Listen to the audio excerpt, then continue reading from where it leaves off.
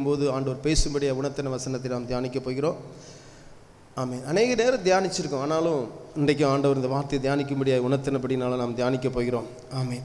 2 நாளாகமம் 15ஆம் அதிகாரம் முதல் 2வது வசனம். அப்பொழுது தேவனுடைய ஆவி ஓதேதின் குமாரனாகிய அசரியாவின் மேல் இறங்கினதினால் அவன் வெளியே ஆசாவுக்கு எதிர்கொண்டு போய் அவனை நோக்கி, ஆசாவே, யூதா பென்யமீன் கோத்திரங்களின் சகல மனுஷரே கேளுங்கள். நீங்கள் கர்த்தரோடு இருந்தால் அவர் உங்களோடு இருப்பார். நீங்கள் அவரை தேடினால் உங்களுக்கு வெளிப்படுவார். அவரை விட்டீர்களேயாகில் அவர் உங்களை விட்டு விடுவார். ஆமென். எல்லாரும் அப்படியே கண்களை மூடி, ஆண்டவரே நீர் எங்களோடு பேசும் அப்பா. மனுஷனுடைய சத்தத்தை நாங்கள் கேட்க வரல ஆண்டவரே, இந்த மனுஷனை மறைத்து நீங்கள் பேசுங்க. எல்லாரும் கண்களை மூடி ஜெபிக்கலாம். எல்லாரும் பாரத்தோடு நீங்கள் தான் பேசணும்ப்பா. உம்முடைய வார்த்தையில் தான் ஜீவன் உண்டு, உம்முடைய வார்த்தையில் வல்லமை உண்டு ஆண்டவரே. இந்த மனுஷனை மறைச்சிருங்க ஆண்டவரே, நீங்கள் பேசுங்கப்பா. ஆமென். எல்லாரும் ஜெபிங்களா பார்க்கலாம் எல்லாரும். ஆமென் அப்பா, உம்முடைய வார்த்தை கொண்டு பேசி பிள்ளைகளை பலப்படுத்தும் இயேசுவின் நாமத்தில் பிதாவே, ஆமென். அதே வசனத்தை படிமா, 2வது வசனத்தை படி. அவன் வெளியே ஆசாவுக்கு எதிர்கொண்டு போய் அவனை நோக்கி, ஆசாவே, யூதா பென்யமீன் கோத்திரங்களின் சகல மனுஷரே கேளுங்கள். நீங்கள் கர்த்தரோடு இருந்தால் அவர் உங்களோடு இருப்பார். நீங்கள் அவரை தேடினால் உங்களுக்கு வெளிப்படுவார். அவரை விட்டீர்களேயாகில் அவர் உங்களை விட்டு விடுவார். ஆமென். கண்பாண்டவர்களே, இன்றைக்கு அநேகருக்குள்ளே ஆண்டவரை தேடினாதான் அவர் தென்படுவார். ஆண்டவரை தேடினாதான் நமக்கு ஒரு நன்மையும் குறைவுபடாது. ஆண்டவரை தேடினாதான் நமக்கு பாதுகாப்பு. ஆண்டவரை தேடினாதான் நம்ம ஆசீர்வதிக்க முடியும். ஆண்டவரை தேடினாதான் நம்முடைய குடும்பம் பாதுகாக்கப்பட முடியும். இது அநேகருக்கு தெரியலங்கிறனால அன்றைக்கு யூதாவை ஆண்ட ஆசா ராஜாவுக்கு சொன்னது போல, அன்றைக்கு இருந்த யூத ஜனங்களுக்கும் பென்யமீன் கோத்திர ஜனங்களுக்கும் சொன்னது போல, இன்றைக்கு விடுதலை கூடத்துக்கு வந்திருக்க நம்மோடு ஆண்டவர் பேசுகிற ஒரு வார்த்தை என்ன அப்படின்னா, நம்ம கர்த்தரோடு இருந்தால் அவர் நம்மோடு இருப்பாராம். நம்ம அவரை விட்டா அவர் நம்மளை விட்டுருவாராம். நாம் அவரை தேடினா அவர் தென்படுவாராம்.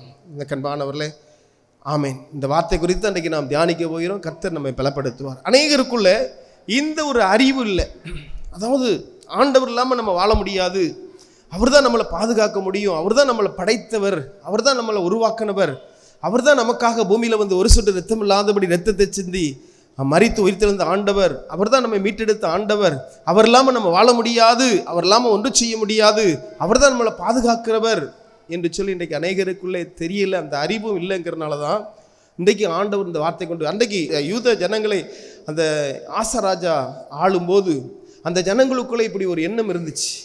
என்ன இருந்துச்சு அப்படின்னா, ஆண்டவர் இல்லாமல் நம்ம வாழலாம் என்று சொல்லி அவங்களுக்குள்ளே ஒரு எண்ணம் இருந்துச்சு. அதனால தான் ஆண்டவர் ஓதேதின் குமாரனாகி அந்த அசரியாவின் மேல் இறங்கி ஆண்டவர் இந்த வார்த்தை கொண்டு பேசுகிறார். அன்றைக்கு அநேக ஜனங்கள் எழும்புனாங்க. அதே போல் இன்றைக்கும் அநேகர் எழும்ப போகிறாங்க. இது யாரெல்லாம் நம்புறீங்க? ஆமென். என்ன கண்மானவர், அதில் போட்டிருக்கு பாருங்கள். அதில் அந்த வார்த்தையை நான் படிக்கிறேன்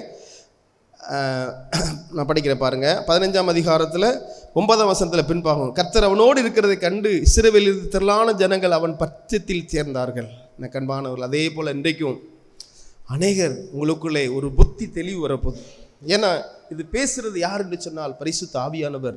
அன்றைக்கு எப்படி ஓதேதின் குமாரனாகிய அசரியாவின் மேல் இறங்கி பேசினாரோ, அதே போல் இன்றைக்கு அவர் வார்த்தை கொண்டு உங்களோடு பேசுகிறார், வசனத்தை கொண்டு பேசுகிறார். எனக்கு அன்பானவர்களே, அன்றைக்கு பேசின வார்த்தை கொண்டு உங்களோடு பேசுகிறார். இன்றைக்கு நீங்களும் எழும்ப போகிறீங்க. இதை யாரெல்லாம் நம்புறீங்க? ஆமென். ஒருவேளை இந்த இடத்துல ஜெபத்தில் கோமா ஸ்டேஜில் இருந்தீங்கன்னா இன்றைக்கி உங்களுக்குள்ளே ஒரு அறிவு வரப்போகுது. ஆமென். எனக்கு அன்பானவர்களே, இன்றைக்கு அநேகர் கோமா ஸ்டேஜில் வாழ்ந்து கொண்டு இருக்கிறாங்க. ஆவிக்குரிய வாழ்க்கையில் ஒரு எழுப்புது இல்லாதபடி ஆவிக்குரிய வாழ்க்கையில் அப்படியே தூங்கிட்டு இருக்கிறனால இன்றைக்கு உங்களோடு ஆண்டவர் பேசுகிறார். எனக்கு அன்பானவர்களே, நல்லா கவனமாக கேளுங்க. அன்றைக்கு யூத ஜனங்களை ஆண்டது யார் அப்படின்னு பார்த்தீங்கன்னா ஆசா என்ற ஒரு ராஜா. ஆமென். யூத ஜனங்களையும் அந்த பென்யமீன் கோத்திரத்தின் ஜனங்களையும், இந்த 2 ஜனங்களையும் அவன் ஆண்டு கொண்டு இருக்கிறான். பாருங்க, இந்த ஓதேதின் குமாரனாகிய அசரியா வந்து எச்சரிப்பாக பேசுகிறார். எனக்கு அன்பானவர்களே, உண்மையிலே அவர் இல்லாமல் வாழ முடியாது, அவர் இல்லாமல் நம்ம ஒன்று செய்ய முடியாது. இதை நாம் சரியாக புரிந்து கொள்ள வேண்டும். ஒரு கிறிஸ்தவனாக இருந்து உண்மையான கடவுளை அறிந்து உண்மையிலே ஆண்டவர் இல்லாமல் வாழ முடியாது, அவர் இல்லாமல் ஒன்றும் செய்ய முடியாது என்று இன்றைக்கு அறியாதபடி தெரியாதபடி இருந்தாங்க அப்படின்னா அவங்களுடைய வாழ்க்கையில் எந்த ஒரு முன்னேற்றமும் இருக்காது. எனக்கு அன்பானவர்களே, இன்றைக்கி எப்பவும் பிரச்சனை வரும் என்று சொல்லி நமக்கு தெரியாது. எப்படி நம்ம வாழ்ந்து இன்றைக்கி வாழ்க்கை பயணம் இன்றைக்கி ஒரு உண்மையிலே ஒரு கடினமான ஒரு பயணம். இன்றைக்கி எங்கே சென்றாலும் விபத்துக்கள், கொள்ளைகள், கொள்ளை நோய்கள். ஒவ்வொரு மேற்பொழுதும் நாம் ஆண்டவருடைய பார்த்து நாம் ஜெபிக்கணும்.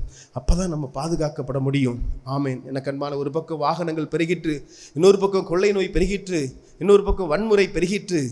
ஆண்டவர் தாங்க நம்மளை பாதுகாக்கணும். அவர் இல்லாமல் நம்ம வாழ முடியாது. அதனால் இன்றைக்கி ஆண்டவர் உங்களோடு பேசுகிறார். நீங்கள் கர்த்தரை தேடினா அவர் தென்படுவாராம். நீங்கள் அவரோடு இருந்தால் அவர் உங்களோடு இருப்பாராம். நீங்கள் அவரை விட்டீங்கன்னா அவர் உங்களை விட்டுருவாராம்.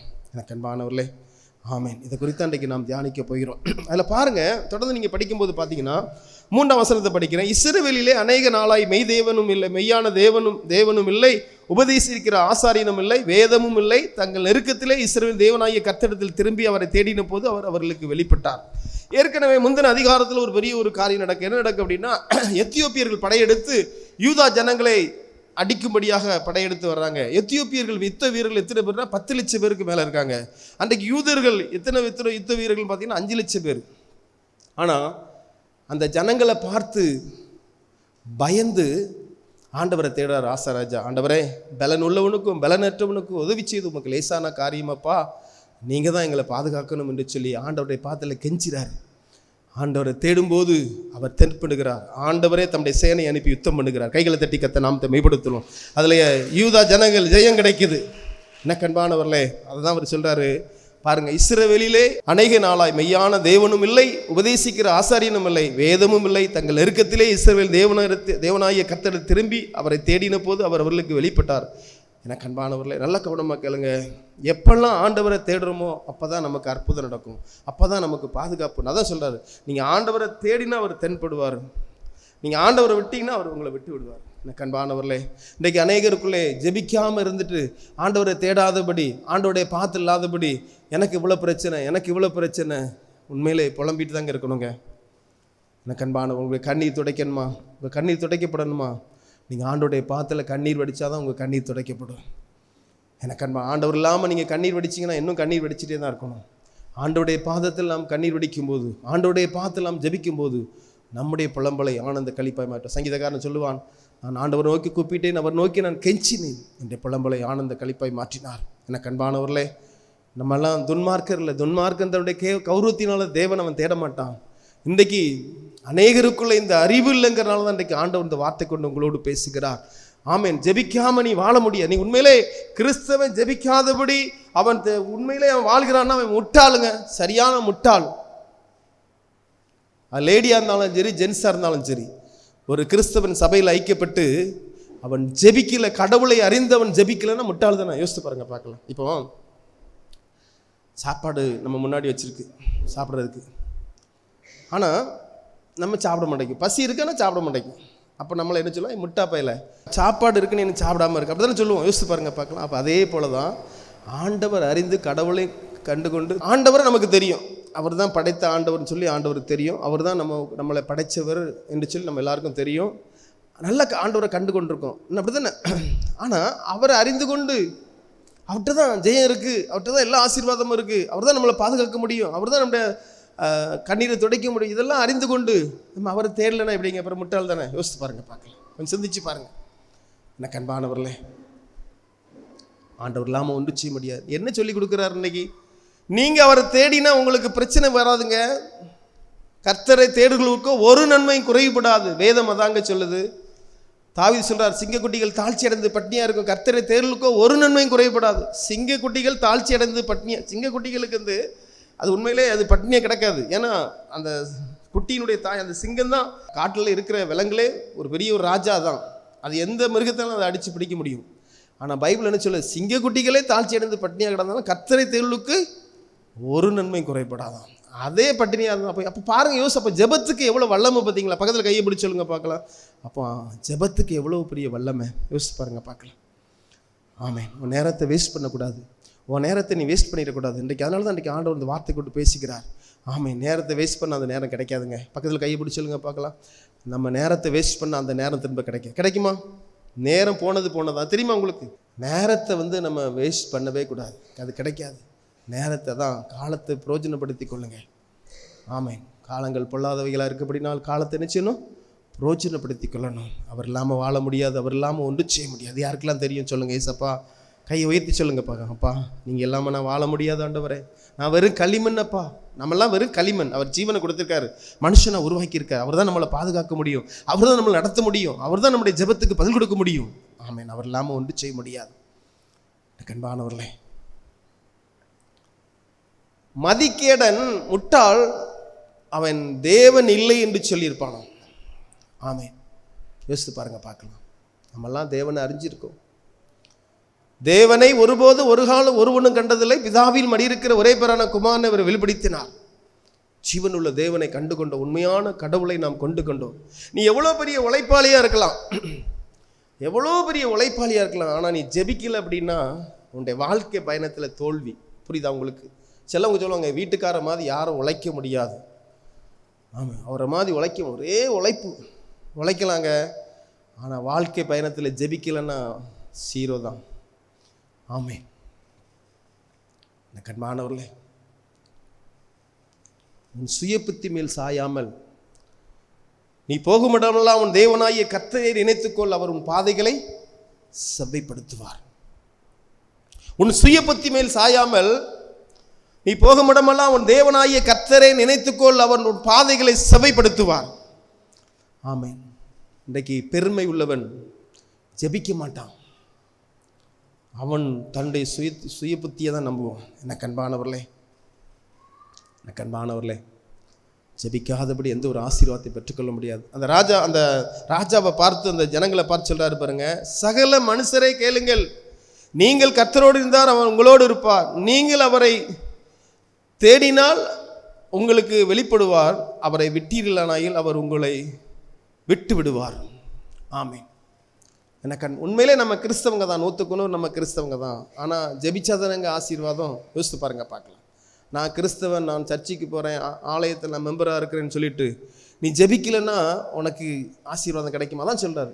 நீங்கள் கர்த்தரோடு இருந்தால் அவர் உங்களோடு இருப்பார், நீங்கள் அவரை தேடினா அவர் தென்படுவார், நீங்கள் அவரை விட்டீங்கன்னா அவர் உங்களை விட்டுருவார். புரியுதா உங்களுக்கு சொல்கிறது? இதோட நம்ம இந்த அறிவோடு இல்லாமல் வாழ்ந்துட்டு இருக்கோம். அதான் வேதனை. சொல்லுங்கள் பார்க்கலாம். வேலைக்கு முதலிடம் கொடுத்து, வேலை தான் முக்கியம். அன்றைக்கு மாத்தாள போல் அன்றைக்கு அநேகர் வேலை தான் முக்கியம். அதுக்கப்புறம் கண்பானவர்களே, முதல்ல நம்ம உயிரோடு இருந்தால் தானேங்க திரும்ப வேலை செய்து வாழ முடியும். யோசித்து பாருங்க, பார்க்கலாம். இந்த உயிர் எங்கேருந்து வருது? இந்த உயிரை பாதுகாக்கிறது யாரு? இந்த ஜீவனை கொடுத்தது யாரு? நம்முடைய ஜீவனுக்கு அதிபதி யாரு? யோசித்து பாருங்க, பார்க்கலாம். கண்பானவர்களே, எல்லா காரியத்துக்கும் நம்ம பிரயாசப்படுறோம். யோசித்து பாருங்க, எல்லா காரியத்துக்காகவும் பிரயாசப்படுறோம். ஆனால் அந்த எல்லா காரியத்திலையும் பிரயாசப்படுறோம், எல்லா காரியத்திலையும் வெற்றி வேணுமே. அதனால தான் குதிரை எத்தனை நாளுக்கு ஆயத்தமாக்கப்படும், ஜெயமோ கர்த்தரால் வரும்.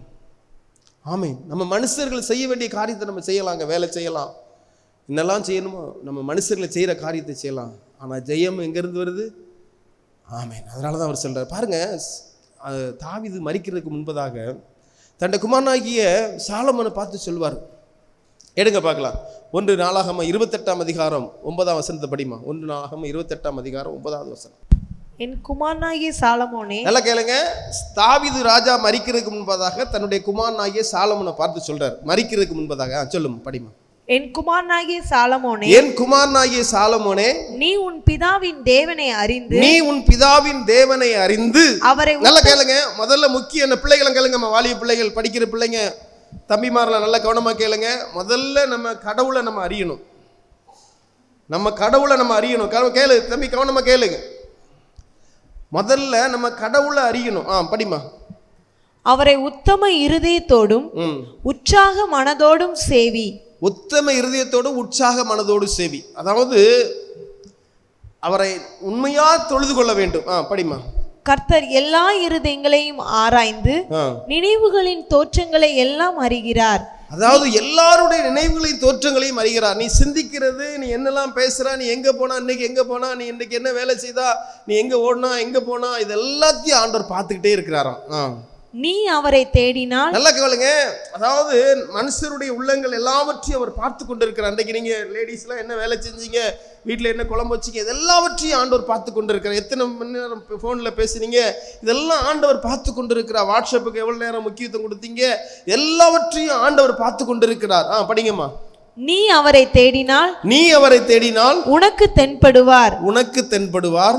நீ அவரை விட்டுவிட்டால் அவர் உன்னை என்றைக்கும் கைவிடுவார். ஆமா, என்று கைவிடுவார்னு சொல்றாரு இவர். பாத்தீங்களா? எனக்கு அன்பானவர்களே, நல்லா கவனமா கேளுங்க. அதாவது கொஞ்சம் யோசித்து பாருங்க, பார்க்கலாம். நம்ம இப்போ சாதாரண ஒரு மனுஷனை வந்து பேசணும் அப்படின்னா கூப்பிடணும், அப்படிதானே? பேரை சொல்லி கூப்பிடணும். அப்போதான் அவங்க எட்டி பார்ப்பாங்க, அப்படிதானே? இன்றைக்கு நீ ஆண்டவர் கூப்பிட மாட்டேங்கிய, நீ தேட மாட்டேங்கிய, ஜெபிக்க மாட்டேங்கிய. யோசித்து பாருங்க. இன்னொரு காரியம் உங்களுக்கு சொல்லித்தரேன். அதாவது ஜெபிக்காதவங்களை பார்த்து, கிறிஸ்தவங்களாக இருக்கிறவங்கள ஜெபிக்காதவங்களை பார்த்து நீங்கள் ஜெபிங்கன்னா கோவம் வரும். உண்மை, 100க்கு 100. ஒருத்தன் அப்படி கொண்டுட்டாங்க தெரியுமா? பைபிளில் ஒரு தீர்க்கதரிசியை கொண்டுட்டாங்க. அவன் ஆண்டவரை தேடணும், அவர் இல்லாமல் வாழ முடியாதுன்னு சொல்லி கத்துனதுக்கு அவனை கொலை பண்ணிட்டாங்க. சகரியான்னு சொல்லி ஒரு மனுஷனை, தீர்க்கதரிசி, ஒரு ஆசாரியனுடைய குமாரனை. கண்பானவர்களே, கோபம் வருங்க, கொன்னே போடுவாங்க செல்லவங்க. ஜெபிக்காதவங்களை பார்த்து ஜெபிக்கிறதுக்கு அவங்களுக்கு இன்ட்ரெஸ்ட் இருக்காது. ஜெபிங்கன்னா அவங்கள ஏதோ நம்ம தொந்தரவு பண்ண மாதிரி இருக்கும். அவங்களுக்கு அவ்வளோ ஒரு கோபம். அதே புரிஞ்சுக்கலாம். புரியுதா உங்களுக்கு? ஜெபிங்கன்னு சொன்னால் அவங்களுக்கு அப்படி தான் கோபம் வரும். அதை அசட்டை பண்ணுவாங்க. இது ஒரு ரகசியம், பெரிய ரகசியம். அதனால தான் ஒதேதியின் குமாரனாகிய அசரியாவின் மேல் தேவனுடைய ஆவி இறங்கி. புரியுதா உங்களுக்கு? என்ன கண்பானவர்களே, நிறைய பேருக்கு ஜெப டேஸ்ட் இருக்காது. ஆமேன், ஜெப டேஸ்ட் இருக்கணுங்க. ஜெபித்து நீங்கள் ஆசீர்வாதத்தை பெற்றுக்கொள்ளணும். என்ன கண்பானவர்களே, தாவீது மரிக்கிறதுக்கு முன்பதாக சொல்றாரு, முதல்ல நீ கடவுளை அறிந்து கொள்ளணும்ப்பா. கடவுளை அறிந்து கொள்ளணும். அவர் யாரு? கடவுள் யாரு? அவர் எப்படிப்பட்டவர்? அவருடைய செயல்கள் எப்படி இருக்கும்? அவர் எதை விரும்புகிறாரு? இன்றைக்கி நிறைய பேருக்கு கடவுள் எதை விரும்புகிறான்னு தெரியாது. அவர் நினைக்கிறாங்க, நிறைய பேர் என்ன நினைக்கிறாங்க, ஆண்டவரும் உலகத்தை நேசிப்பாங்கன்னு நினைக்கிறாங்க. கிடையாது. உலக சிநேக தேவனுக்கு விரோதமான பகை. அது என்னுடையவைகள் அல்லன்னு சொல்லிட்டாங்க. உலகத்தில் உள்ள காரியங்களை என்னுடையவைகள் அல்லன்னு சொல்லிட்டார். நல்லா கவனமாக கேளுங்க. ஆண்டவரை நீ முதல்ல அறியணும்ப்பா. உத்தம இருதயத்தோடு அவரை தொழுது கொள்ளணும். இப்போ ஆலயத்தில் போய் நம்ம ஆராதனை பண்ணாலும் அந்த வார்த்தையை கொண்டு ஒரு மனதோடு கர்த்தரை நாம் ஆராதிக்கணும். முழு இருதயத்தோடு கர்த்தரை ஆராதிக்கணும். அந்த வார்த்தையை கொண்டு நாம் கர்த்தரை ஆராதிக்கணும். நம்ம எங்கே இருக்கிறோம், எந்த இடத்துல இருக்கிறோம், இதை அறிந்து கொண்டு நாம் ஆராதிக்க வேண்டும். உண்மையாக நாம் கர்த்தரை சேவிக்க வேண்டும். அது மாத்திரமல்ல, அவர் எல்லாருடைய உள்ளங்களையும் அறிந்திருக்கிறவர். நம்ம சிந்திக்கிறது, நினைவுகள் எல்லாவற்றையும் அவர் அறிந்திருக்கிறார். ஆமேன். கண்பானவர்களே, அந்த ஆண்டவரை நீ தேடினா தென்படுவார். நீ தேடலைன்னா அவர் உன்னை கைவிட்டுருவாராம். யார்கிட்ட சொல்றாரு? தன்னுடைய குமாரனாகிய சாலமோன்ட்ட எச்சரிக்கை பண்ணுறாரு. எனக்கு அன்பானவர்களே, இன்றைக்கு இந்த விடுதலை கூட்டத்துக்கு வந்திருக்கிற ஆண்டவர் உங்களோடு பேசுகிறார். நீங்கள் கர்த்தரோடு இருந்தால் அவர் உங்களோடு இருப்பாருங்க. நீங்கள் அவரை தேடினா அவர் தென்படுவார். நீங்கள் அவரை விட்டினா அவர் உங்களை விட்டுருவாராம். அவர் விட்டுட்டாருன்னு வைங்களேன், நம்மளை யார் பிடிப்பா தெரியுமா? நீங்கள் ஆண்டவரை விட்டிங்கன்னா அவன் உங்களை பிடிச்சிடுவான். யார் பிடிப்பா? ஆமேன். பொல்லாத ஆவி, கேர்ஃப் என்ற லூசிஃபர், அவனுடைய சேனை, கொலை பாதகன், அவன் ஆத்துமா திருடன். எனக்கு அன்பானவர்களே, ஆண்டவர் இல்லாமல் வாழ முடியாது, அவர் இல்லாமல் ஒன்று செய்ய முடியாது.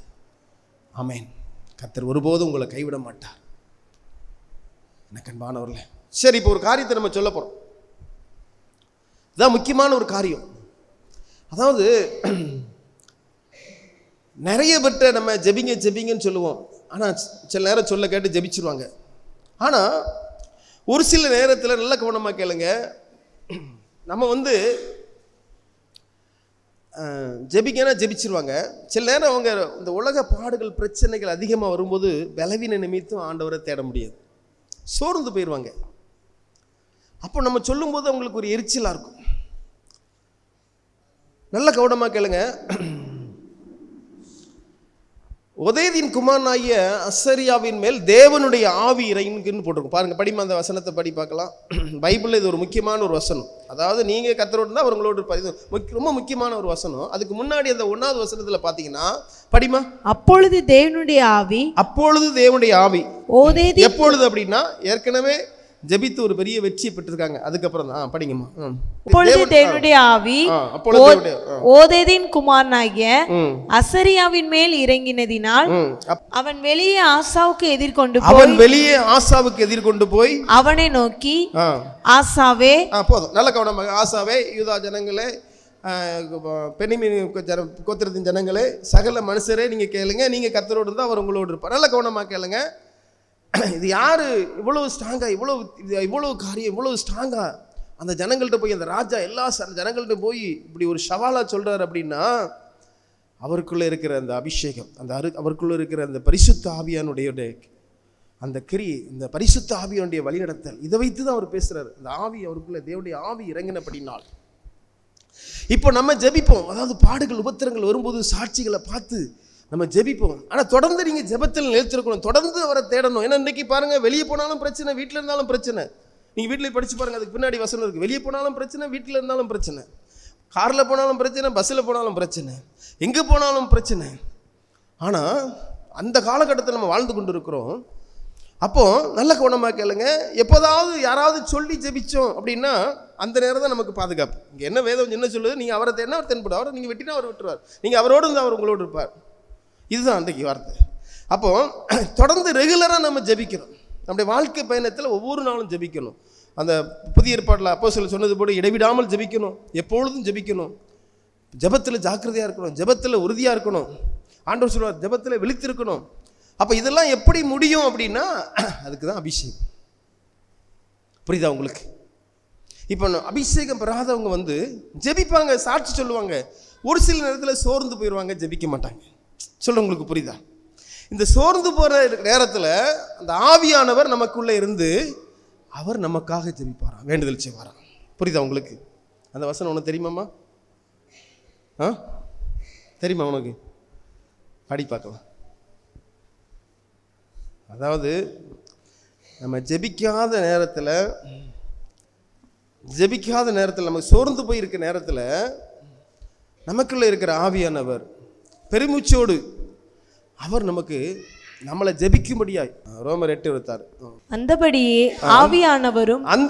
ஆவியானவரும் நமது பலவீனங்களில் நமக்கு உதவி செய்கிறார்.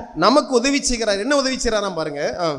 நாம் ஏற்றபடி வேண்டிக் கொள்ள வேண்டியது இன்னதென்று அறியாமல் இருக்கிறபடி. அதாவது இப்ப நம்ம அபிஷேகம் பெறலன்னு வைங்களேன், நல்ல கவனமா கேளுங்க. நம்ம எப்போ ஜெபிக்கணும்னு சொல்லி நமக்கு தெரியாது. சொல்லு படிக்குமா.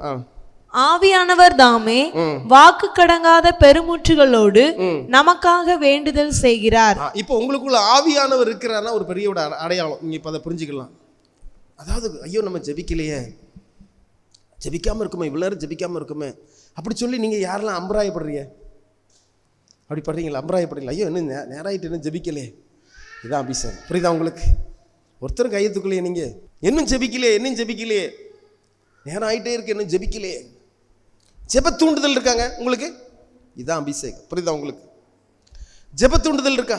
ஐயோ ஜெபிக்காம வேலை செஞ்சுட்டு இருக்கோம், இன்னும் ஜெபிக்கல, இதாங்க அபிஷேகம். இது இல்லை அப்படின்னா நீ வாழ்க்கை முழுதும் நீ ஜெபிச்சுக்கிட மாட்ட, சோர்ந்து போயிடும். பாடுகள் உபத்திரம் வரும்போது நீ ஆண்டவரை குறை சொல்லுவா, அதனால அவரை ஜெபிக்க முடியாது.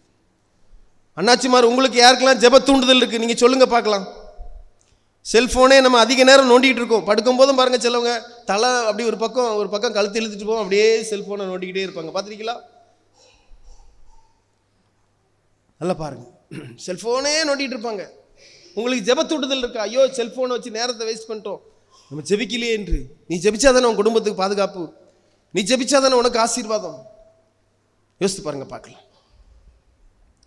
எனக்கு அன்பானவர்களே, இந்த அபிஷேகம் பெற்றோம், ரட்சிக்கப்பட்டு பாவத்திலிருந்து விடுதலையாக்கப்பட்டு அந்த பரிசுத்தாவின் அபிஷேகத்தை நம்ம பெற்றோம் என்று சொன்னால், அன்றைக்கு ஓதேதின் குமாரனாகிய அந்த பழைய ஏற்பாடு காலத்தில் தீர்க்கதரிசிகளுக்கு எப்போ தீர்க்க தரிசனம் வேணுமோ அப்போ பரிசுத்த ஆவியானவர் அந்த ஊழியம் செய்யும்படியான ஒரு ஆவி ஆண்டவர் கொடுத்தார். இன்றைக்கு இந்த கிருபை நாட்களில் அப்பா பிதாவைங்கிற ஒரு புத்திர சுவிகாரம். புரியுதா உங்களுக்கு? அதாவது ஓதேதின் குமாரனாகிய அசரியாவின் மேல் அந்த தீர்க்க தரிசனம் சொல்வதற்காக தேவனுடைய ஆவி இறங்கிச்சு. புரியுதா உங்களுக்கு? ஓதேதின் குமாரனாகிய அசரியாவின் மேலே ஆசாவுக்கும், ஆசா ராஜாவுக்கும், யூதா ஜனங்களுக்கும், அந்த சகல ஜனங்களுக்கும், அன்றைக்கு கூடியிருக்கிற ஜனங்களுக்கும் தீர்க்க தரிசனம் சொல்லும்படியாக அந்த தீர்க்க தரிசனத்தில் அப்போ தேவனுடைய ஆவி இறங்கினது. அது பழைய ஏற்பாட்டு காலம். இன்றைக்கு இந்த கிருபை நாட்களில் எப்பொழுதும் தேவனுடைய ஆவி நமக்குள்ளே இருக்கணும் அப்படின்னா இயேசுவின் இரத்தத்தால் கழுவுப்படணும். அந்த கழுவுப்பட்ட உடனே அவர் தம்முடைய ஆவினால் நம்மளை அபிஷேகம் பண்ணுகிறார். அந்த பரிசுத்த ஆவியானவர் நமக்குள்ளே இருக்கும்போது அதை தான் சொல்கிறார் ரோமர் 8ஆம் அதிகாரம் 26ஆம் வசனத்தில், நீங்கள் எப்பவும் ஜெபிக்கணுங்கிறது அவர் நம்ம அதை அறியாதபடினால, அந்த பரிசுத்த ஆவியானவர் நமக்குள்ளே இருக்கிறபடினால அவர் நமக்காக அதை ஞாபகம் ஊட்டிக்கிட்டே இருப்பார் உள்ளே இருந்து. புரியுதா உங்களுக்கு? சொல்ல உங்களுக்கு புரியுதாங்க உங்களுக்கு?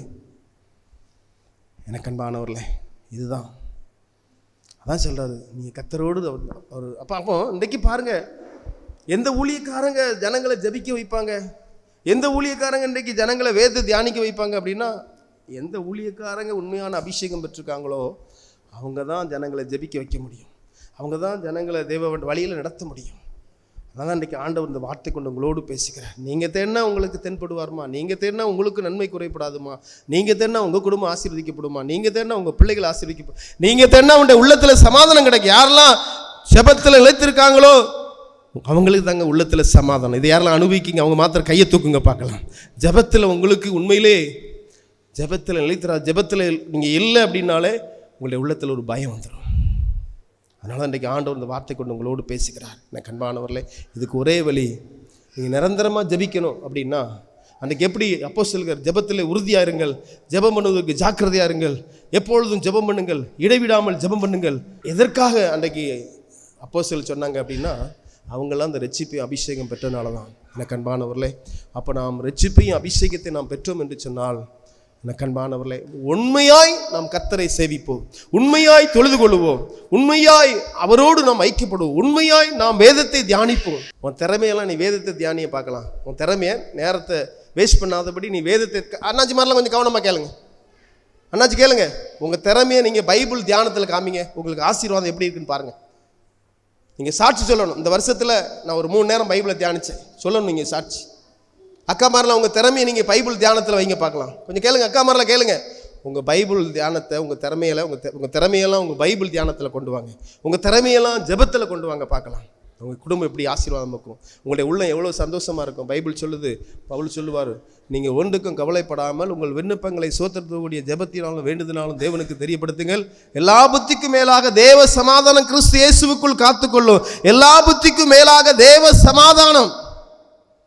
யார் ஜெபிச்சுக்கிட்டே இருக்காங்களோ அவங்களுக்கு தாங்க சமாதானம் இருக்கும், அவங்களுக்கு தான் பயம் இருக்காது, அவங்க தான் அவங்களுமா ஆண்டோடைய நாமம் மைப்படும். இப்போ யாருக்கெல்லாம் புரியுது அவங்க மாற்ற கையை தூக்குங்க பார்க்கலாம். ஆமேன். ஒருவேளை அரைக்குறை ஜெபத்தில் இருக்கும் அப்படின்னா அபிஷேகம் வரல. புரியுதா உங்களுக்கு? ஆமேன். அபிஷேகம் எப்படி பெற முடியும் அப்படின்னா, நீ உலக ஸ்நேகத்தை நீங்கள் வேண்டாம் அப்படின்னா தான் அபிஷேகம் பெற முடியும். புரியுதா உங்களுக்கு? உலகம் என்னை காணாது, நீங்கள் என்னை காண்பீங்கன்னு சொல்லி ஆண்டவர் சொல்லுவார். இன்றைக்கி ஏன் இன்றைக்கி நம்ம சிஎஸ்சி சபையில் ஏன் இன்றைக்கி அபிஷேகம் பெறாமல் இருக்காங்க அப்படின்னா, எல்லா ஆவிக்குரிய சபையில் எல்லா சபையிலும் அபிஷேகம் பெற்றிருப்பாங்க, 100க்கு 90 பேர் பெற்றிருப்பாங்க. நம்ம சிஎஸ்சி சபையில் 100க்கு 90 பேர் அபிஷேகம் பெற்றிருக்க மாட்டாங்க, 10 பேர் பெற்றிருப்பாங்க. இது ஆவிக்குரிய சபையில் 100க்கு 90 பேர் பெற்றிருப்பாங்க, 10 பேர் பெற்றிருக்க மாட்டாங்க. இந்த ஆவிக்குரிய சபையில் இந்த 10 பேரால் பிரச்சனை வரும், சிஎஸ்சி சபையில் இந்த 90 பேரால் பிரச்சனை வரும். இது யாருக்கெல்லாம் தெரியும்? அவங்க மாதிரி கையை தூக்குங்க பார்க்கலாம். சொல்கிறவங்களுக்கு புரியுது? உண்மை தானே? ஒத்துக்கிட்டீங்களாங்க? சிஎஸ்ஐ சபையில் 90 பேர் அபிஷேகம் பெற்றிருக்க மாட்டாங்க, 10 பேர் பெற்றிருப்பாங்க. ஆவிக்குரிய சபையில் 90 பேர் பெற்றிருப்பாங்க, 10 பேர் பெற்றிருக்க மாட்டாங்க. இந்த ஆவிக்குரிய சபையில் இந்த 10 பேர் உள்ள கடந்து சேட்டை பண்ணுவாங்க, சிஎஸ்ஐ சபையில் இந்த 90 பேர் சேட்டை இது என்ன ஆகும்? புரியுதா உங்களுக்கு? அதனால தான் பிரச்சனை இங்கே அதிகமாகிடுது. புரியுதா? சொல்கிறது புரியுதா உங்களுக்கு? எனக்கு அன்பானவர்களே, நம்ம யாரையும் குறை சொல்லலை. அப்போது ரட்சிப்பும் அபிஷேகம் பெற்றோன்னா நம்ம யாரும் நம்மளை ஜெபிக்க சொல்லவே வேண்டாம், நம்ம மற்றவங்களுக்கு சொல்லுவோம். பக்கத்தில் கையை பிடிச்சவங்கள பார்க்க, நம்ம ரட்சிக்கப்பட்டு அபிஷேகம் பெற்றோம் அப்படின்னா நம்மளை யாரும் ஜெபிக்க சொல்லாண்டா. பக்கத்தில் கையை பிடிச்சி சொல்லு பாப்பா, நீ சொல்லுமா. நம்ம ரட்சிக்கப்பட்டு அபிஷேகம் பெற்றோம் அப்படின்னா நம்மளை யாரும் ஜெபிக்க சொல்லாண்டாம், நம்ம மற்றவங்களை அக்கா மாதிரிலாம் சொல்லுங்கள், கையை பிடிச்சி சொல்லுங்க பார்க்கலாம். நம்ம ரட்சிக்கப்பட்டு அபிஷேகம் பெற்றோம் அப்படின்னா, அண்ணன் மாதிரிலாம் சொல்லுங்கள், கையை கட்டாதுங்க, சொல்லுங்கள். நம்ம ரட்சிக்கப்பட்டு அபிஷேகம் பெற்றோம் அப்படின்னா நம்மளை யாரும் ஜெபிக்க சொல்ல, நம்ம மற்றவங்களுக்கு ஜெபிக்க சொல்லுவோம். புரியுதா உங்களுக்கு? புரியுதாம்மா? எனக்கு அன்பானவர்களே, எல்லாரும் எழுந்து நிற்கலாமா தேவ சங்கத்தில்? அப்போ இன்னைக்கு ஒரே வழி, என்ன வழி? இந்த ஆவிக்குள்ள அபிஷேகம் இல்லை அப்படின்னா இன்னைக்கு ஆண்டவர்கிட்ட கேளுங்க. ஆமேன். ஆண்டவர் ஊற்றுவார். ஆமேன். அவர் உங்களை நிரப்புவார், வல்லமையினால் நிரப்புவார். உங்கள் மூலமாக ஆண்டோடைய நாமம் மைப்படுவோம். ஹல்லேலூயா. ஆமேன். எனக்கு அன்பானவர்களே, கர்த்தரால கூடாத காரியம் ஒன்றுமில்லை. ஆமேன். அப்பா, பிள்ளைகளோடு பேசினீ தகப்பனே. நீங்கள் கர்த்தரோடு இருந்தால் கர்த்தர் உங்களோடு இருப்பார். நீங்கள் அவரை தேடினா அவர் தென்படுவார். நீங்கள் அவரை விட்டினா அவர் உங்களை விட்டுருவார். ஆமேன். அப்பா, நீங்கள் பேசுனீங்க. அது யார் பேசுகிறா அப்படின்னா நீங்கள் தான்ப்பா பேசுறீங்க. அந்த ஓதேதின் குமாரனாகிய அந்த அசரியாவின் மேலே இறங்கி நீங்கள் பேசுறீங்கப்பா. அதே போல் பிள்ளைகளும் ரட்சிக்கப்பட்ட அபிஷேகம் பெற்றாங்க அப்படின்னா பிள்ளைகளும் மற்றவர்களை ஜெபிக்கிறவங்களா மாற்றுவாங்க. பிள்ளைகளும் ஜெபிப்பாங்க. ஆண்டவரே, இந்த ரகசியத்தை நாங்கள் கற்றுக்கொண்டோமப்பா. பிள்ளைகள் பாவத்திலிருந்து விடுதலையாக்கப்பட்டு அந்த அபிஷேகத்தை பெறணும். ஆண்டவரே, அப்படிப்பட்ட கிருபை கொடுங்க. பிள்ளைகளோடு பேசுங்க. உடைய வார்த்தை கிரியை செய்யட்டும். இயேசு கிறிஸ்துவின் நாமத்தில் பிதாவே. என் ஆத்துமாவே கர்த்தரை ஸ்தோத்திரி, முழுமை பரிசுத்த நாமத்தை ஸ்தோத்திரி. என் ஆத்துமாவே கர்த்தரை ஸ்தோத்திரி, அவர் செய்த சகல உபகாரங்களை மறவாதே. ஆமென். ஹல்லேலூயா, ஹல்லேலூயா. ஆமென். கர்த்தர் உங்களை ஆசீர்வதிப்பார்.